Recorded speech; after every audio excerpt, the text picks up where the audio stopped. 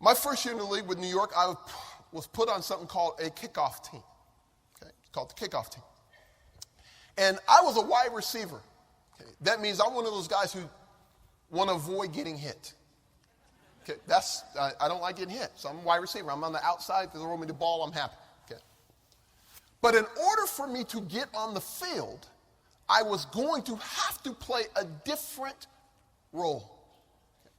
That means I was going to have to be a flyer on the kickoff team. Now, let me explain what the role entails. As a flyer, I run down the field at the beginning of the game when the kickoff happens, and on the other end of the field, the opponents come together in what is called a wedge. Okay. They form a wedge, and let me describe what the wedge is made up of. It's usually guys who are around,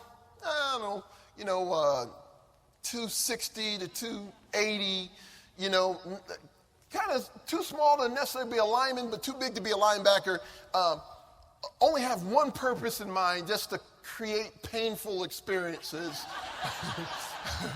for everybody else. And their job is to get connected and run right up the field and destroy what's ever in front of them. So my job is to actually run down there as fast as I can and split the wedge. So now before I actually stepped on the field, now you understand this, I'm a rookie. And you all know, because we got some incredible rookies and some veterans in the room, you know how excited rookies can be before they've done anything, right? Okay. So I'm all excited. I run the field. I'm like, I got it. I can do it. Coach puts me out there.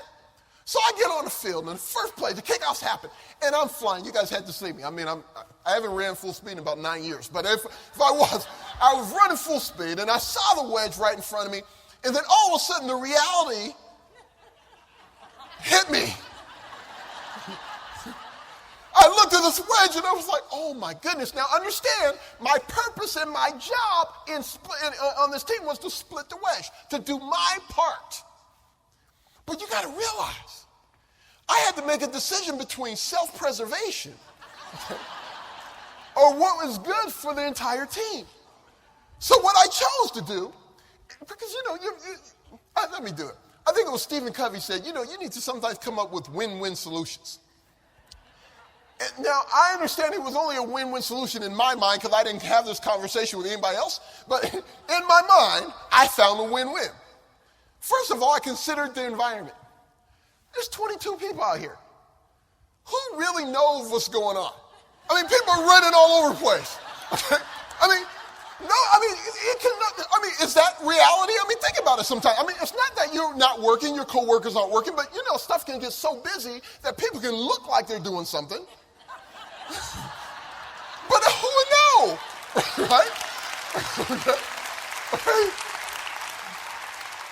So, that's how I felt. So when I'm running right at the wedge, and I see it right there, and there's where the pain point is. But I decided to make a left.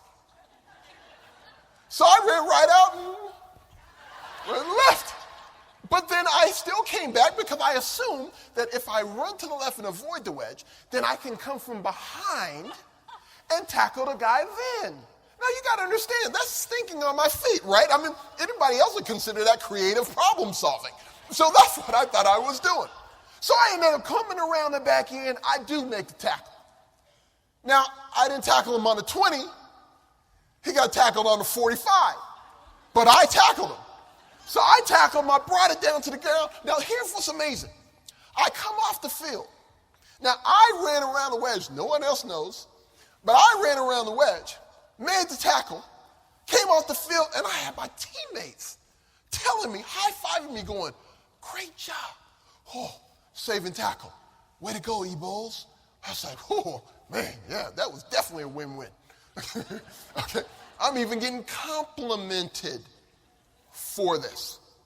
Because you got to realize, no one actually knows the truth.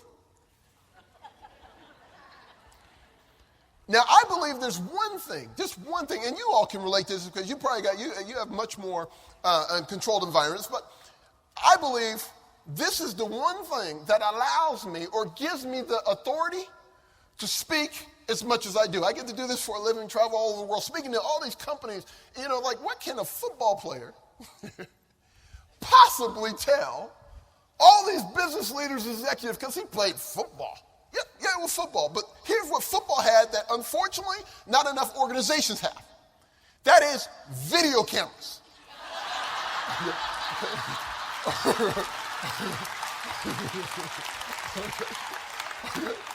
Okay? And they got cameras everywhere. Okay? So that means when you do something like I did, I was safe Sunday night. Felt good walking into the building Monday morning until I had to walk into our actual meeting room. And so you all are sitting here. Let me tell you exactly how it worked on that morning. Heck, special teams coach sits here. The big screen light's behind me right now. He points at it. He plays the kickoff in slow motion. And he says, everybody just simply watch number 18 right there. I got it highlighted. Well, as you can see, it's one thing to have a cowardly act, but it's another thing for your whole team to witness it. Okay? So he looks at me and says, if I could, I would send you home right now. Okay, so I thought my career was over, and it just started, right? But here's what I want to make a point. I love this story. I don't mind sharing it.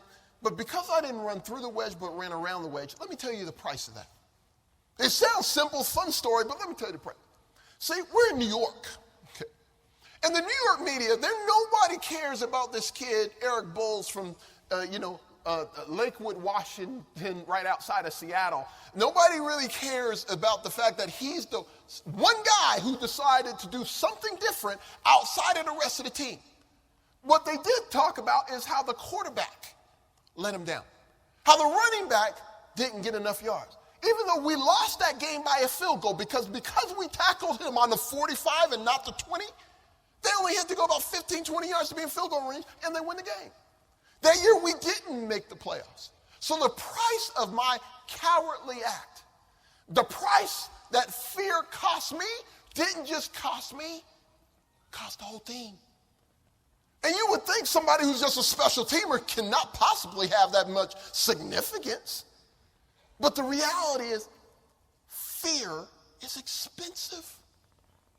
And if you really wanted to step back and objectively evaluate it, what have your fears cost you?